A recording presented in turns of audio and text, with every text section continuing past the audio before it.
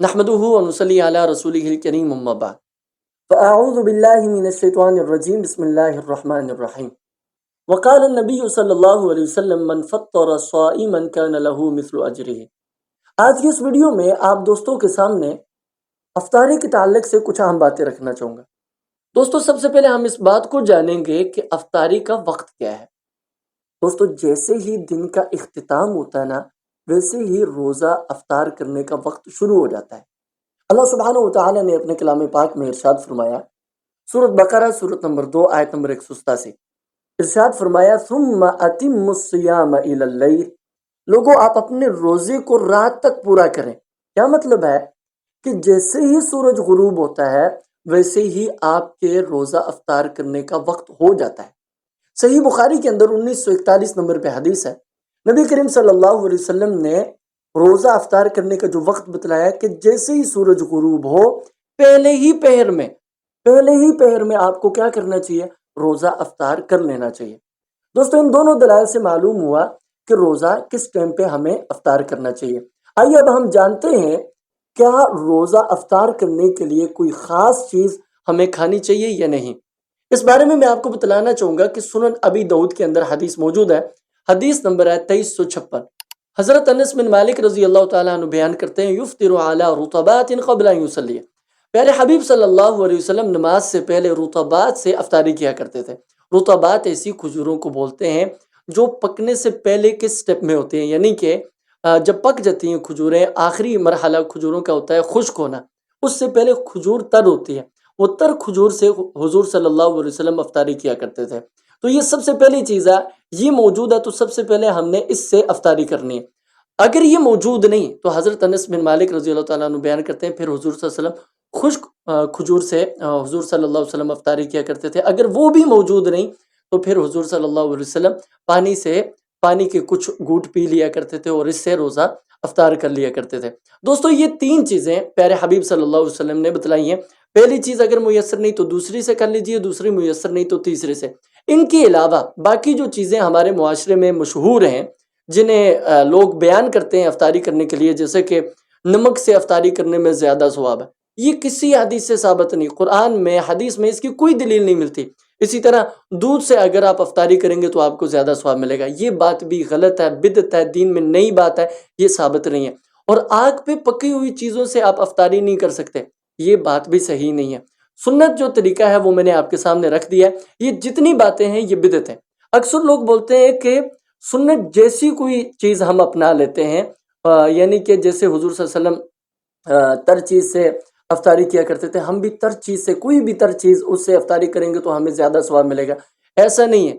सवाब लेने के लिए हमें वही चीज़ लेनी है जो प्यारे हबीब सल्लल्लाहु अलैहि वसल्लम से साबित है, जो कुरान से साबित है, जो दीन से साबित है, अगर सवाब लेना है। इसके अलावा जैसी जो चीज़ें हैं ना, जो जैसी चीज़ें सुन्नत नहीं है, सुन्नत जैसी हैं, उनसे सवाब नहीं मिल सकता। सवाब उसी से मिलेगा जो प्यारे हबीब सल्लल्लाहु अलैहि वसल्लम से, दीन से, इस्लाम से साबित होगी। दोस्तों, आइए अब हम जानते हैं कि अफ्तारी जल्दी करनी चाहिए या ताखीर से करनी चाहिए। इस बारे में प्यारे हबीब सल्लल्लाहु अलैहि वसल्लम ने हमारी रहनुमाई की है कि अफ्तारी हमें जल्दी करनी चाहिए, ताखीर से नहीं करनी चाहिए। और सहरी के बारे में मैंने क्या बतलाया पिछले वीडियो में, वो ताखीर से करनी चाहिए। अफ्तारी कब करनी चाहिए, ये जल्दी करनी चाहिए। सही बुखारी की हदीस है, हदीस नंबर 1997। नबी करीम सल्लल्लाहु अलैहि वसल्लम ने इरशाद फरमाया, ला यज़ालुन्नासु बिखैर, मेरी उम्मत के लोगों में खैर हमेशा बाकी रहेगी। कब तक? मा अज्जलुल फित्र, जब तक वो अफ्तारी में जल्दी करते रहेंगे। दोस्तों, इस हदीस से मालूम हुआ कि जैसे ही सूरज गुरूब हो हमें रोज़ा अफ्तार करने में जल्दी करनी चाहिए, क्योंकि यह हमारे खैर पर होने की अलामत प्यारे हबीब सल्लल्लाहु अलैहि वसल्लम ने बतलाई। अच्छा, यह हमारे खैर पर होने की अलामत क्यों है? इसलिए कि प्यारे हबीब सल्लल्लाहु अलैहि वसल्लम ने यहाँ पे उन लोगों का रद्द किया जो लोग बोलते हैं कि अक्ल ऊपर है, दीन नीचे है। प्यारे हबीब सल्लल्लाहु अलैहि वसल्लम समझा रहे हैं कि दीन ऊपर है, अक्ल नीचे है। अक्ल तो ये कह रहा है कि आप अफ्तारी थोड़ी सी लेट करें, लेकिन प्यारे हबीब सल्लल्लाहु अलैहि वसल्लम क्या इरशाद फरमा रहे हैं कि जल्दी करें। हम लोगों ने अक्ल की नहीं माननी, हमने किसकी माननी है? हबीब सल्लल्लाहु अलैहि वसल्लम की माननी है। और हबीब सल्लल्लाहु अलैहि वसल्लम की ही मानने में निजात है, दुनिया और आखिरत की बेहतरी है। दोस्तों, आइए अब हम जानते हैं कि अफ्तारी करवाने की फजीलत क्या है। इस बारे में मैं आपके सामने एक ऐसी हदीस बयान करने वाला हूँ जिसको सुनने के बाद आपका दिल खुश हो जाएगा। सुनन तिरमिज़ी के अंदर हदीस मौजूद है, हदीस नंबर 807। نبی کریم صلی اللہ علیہ وسلم نے ارشاد فرمایا من فطر صائما کان له مثل اجرہ، جس شخص نے کسی روزے دار کو افطاری کروائی اس شخص کو اللہ سبحانہ وتعالی نے اس روزہ رکھنے والے کے برابر ثواب دینا ہے اور روزے دار کے ثواب سے کسی قسم کی کمی بھی نہیں کرنی۔ کتنی کمال کی حدیث ہے۔ اگر آپ 10 بندوں کو روزہ افطار کروا رہے ہیں، کھجورے لے کے دے رہے ہیں، پانی پلا رہے ہیں، یا پھر کوئی اور کسی چیز سے ان کی افطاری کا بندوبست کر رہے ہیں، تو آپ کو کتنا زیادہ ثواب ملنے والا ہے۔ یہاں پہ ساتھ وہ حدیث بھی جوڑی ہے صحیح بخاری کی حدیث نمبر 7492، جس میں نبی کریم صلی اللہ علیہ وسلم نے ارشاد فرمایا کہ اللہ تعالیٰ ارشاد فرماتے ہیں فَإِنَّهُ لِي وَأَنَا أَجْزِي بِهِ، کہ روزہ ایسا عمل ہے کہ اس کا ثواب آپ کو دنیا میں نہیں بتلایا جا سکتا، اس کی کوئی حد مقرر نہیں کی جا سکتی، اس کی کوئی لمٹ نہیں ہے، یہ انلمیٹڈ ثواب ہے۔ کل قیامت والے دن آپ کو جب آپ اس کا اجر دیکھیں گے تو آپ خوش ہو جائیں گے۔ تو سوچئے کہ آپ جب اتنے سارے لوگوں کو افطاری کروا رہے ہیں اور کل قیامت والے دن آپ کو وہ جو ثواب ملنے والا ہے تو وہ کتنا بڑا ثواب ہوگا۔ دوستو لوگوں کو روزہ افطار کروائیں اور ڈھیر سارا ثواب کمائیں۔ دوستو آئیے اب ہم جانتے ہیں کہ افطاری کروانی کس کو چاہیے۔ کیا صرف غریبوں کو افطاری کروانی چاہیے یا ہم امیروں کو بھی ساتھ شامل کر سکتے ہیں؟ کسی کو بھی شامل کر سکتے ہیں، امیر ہو غریب ہو سب کو افطاری کروا سکتے ہیں۔ سنن ترمذی کی جو حدیث میں نے آپ کے سامنے بیان کی 807 نمبر حدیث، وہاں پہ من فطر کے الفاظ ہیں کہ کسی کو بھی آپ افطاری کروا سکتے ہیں۔ اور اسی طرح سنن ابی داؤد میں ایک حدیث ہے، حدیث نمبر ہے 3854، جس میں نبی کریم صلی اللہ علیہ وسلم نے ارشاد فرمایا افطر عندکم الصائمون، آپ روزے رکھنے والوں کو افطار کروائیں۔ وَأَكَلَ طَعَامَكُمُ الْأَبْرَارِ، نیک لوگوں کو آپ خاص کریں، نیک لوگوں کو افطاری کروائیں۔ اور فرمایا وَصَلَّتْ عَلَيْكُمُ الْمَلَائِكَةُ، آپ کے لیے فرشتے دعا کریں گے۔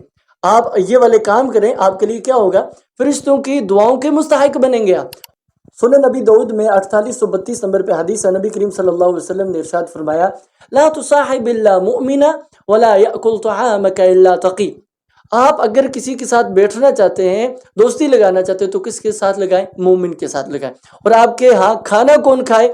وہ متقی بندہ کھائے، اللہ رب العالمین سے ڈرنے والا کھائے۔ دوستو ان احادیث سے معلوم ہوا کہ اگر آپ افطاری کروانا چاہتے ہیں تو نیک لوگوں کو کروائیں۔ ہاں آپ کسی کو بھی افطاری کروا سکتے ہیں، لیکن آپ زیادہ اگر کسی کی طرف آپ رجحان آپ کا ہو تو وہ نیک لوگوں کی طرف ہونا چاہیے۔ دوستو میں اپنے موضوع کو آگے لے جانے سے قبل یہاں پہ ایک اہم بات بتلانا چاہوں گا کہ روزہ رکھنا، روزہ افطار کروانا یہ بہت زیادہ فضیلت کا کام ہے، بہت بڑا کام ہے یہ۔ لیکن میں آپ کو بتلانا چاہوں گا کہ اس بڑے عمل کو ریاکاری نہ برباد کر کے رکھ دیتی ہے۔ لوگوں کو دکھلاوے کے لیے جو روزہ رکھ رہا ہے یا پھر روزہ افطار کروا رہا ہے، اس کو اللہ رب العالمین سے کوئی امید نہیں رکھنی چاہیے، کیونکہ وہ جس نیت سے کر رہا ہے اس کا بدلہ اس کو دنیا میں مل جائے گا۔ ہاں اگر وہ اللہ رب العالمین کی رضا کی خاطر کر رہا ہے تو کل قیامت والے دن اس کا بہت بڑا اجر ملنے والا ہے۔ تو نام بڑا لوگوں کے سامنے ہو جائے یا لوگ آپ کو مالدار کہیں یا پھر آپ لوگوں کے ساتھ اپنی تصویر بنا کے فیس بک پہ اپلوڈ کر سکیں، یہ ساری چیزیں اگر دل میں ہے نا تو آپ کو یہ اتنا بڑا اجر جو ہے یہ نہیں ملنے والا۔ اگر اللہ رب العالمین کی رضا ہے تو آپ کل قیامت والے دن اس کا اجر دیکھ کے خوش ہو جانے والے ہیں۔ دوستو میں آپ کو یہاں پہ ایک اور اہم بات بھی بتلانا چاہوں گا کہ کھانا جو ہے نا وہ کم کھایا کریں، افطاری کے ٹائم پہ اتنا ہی کھایا کریں جتنی ضرورت ہے۔ اللہ سبحانہ وتعالی نے ارشاد فرمایا سورۃ اعراف سورۃ نمبر 7 آیت نمبر 31 میں وَكُلُوا وَاشْرَبُوا وَلَا تُسْرِفُوا، کھاؤ پیو اسراف نہ کرو، حد سے زیادہ نہ کھایا کریں۔ اور حضور صلی اللہ علیہ وسلم نے ارشاد فرمایا کہ اپنے پیٹ میں ایک جگہ ایک حصہ اپنے پیٹ کا خالی رکھ کے کھایا کریں۔ تو اس طریقے سے حضور صلی اللہ علیہ وسلم تعلیم دے رہے ہیں، کیونکہ ہم نے نمازیں بھی پڑھنی ہے، پھر تراویح کی نماز بھی پڑھنی ہے رات کو، لیکن اکثر لوگ اتنا زیادہ کھاتے ہیں، اتنا زیادہ کھاتے ہیں کہ ان سے تراویح کی نماز تو دور فرضی نمازیں بھی رہ جاتی ہیں۔ تو ہمیں اسراف نہیں کرنا چاہیے، ہمیں حد سے زیادہ نہیں کھانا چاہیے، اتنا ہی کھانا چاہیے جتنی ہمیں ضرورت ہو۔ دوستو اس ویڈیو کی آخری بات میں آپ کے سامنے رکھنا چاہوں گا کہ افطاری کے وقت جو دعا پیارے حبیب صلی اللہ علیہ وسلم نے بتلائی ہے وہ کب پڑھنی چاہیے، پہلے پڑھنی چاہیے یا بعد میں پڑھنی چاہیے؟ سنن نبی داؤد کے اندر جو حدیث نمبر ہے 2357، جس میں نبی کریم صلی اللہ علیہ وسلم نے دعا بتلائی ہے ذهب الظمأ وابتلت العروق وثبت الاجر انشاءاللہ، یہ دعا کب پڑھنی چاہیے، پہلے پڑھنی چاہیے یا بعد میں؟ تو اس میں جو الفاظ ہیں نا ذهب الظمأ، پیاس ختم ہو گئی، پیاس چلی گئی اور رگیں جو ہیں وہ تر ہو گئی اور اجر جو ہے وہ ثابت ہو گیا انشاءاللہ، تو یہ جو دعا کے الفاظ ہیں یہ بتلاتے ہیں کہ دعا کب پڑھنی چاہیے، بعد میں پڑھنی چاہیے۔ تو یہ افطاری کے تعلق سے کچھ اہم باتیں تھیں جو میں نے آپ کے سامنے رکھی۔ دوستو یقیناً آج کی اس ویڈیو سے آپ نے کئی ساری اہم باتیں سیکھی ہوں گی۔ اس ویڈیو کو آگے بھی شیئر کریں تاکہ لوگ بھی اس سے فائدہ حاصل کریں۔ وآخر دعوانا ان الحمد للہ رب العالمین۔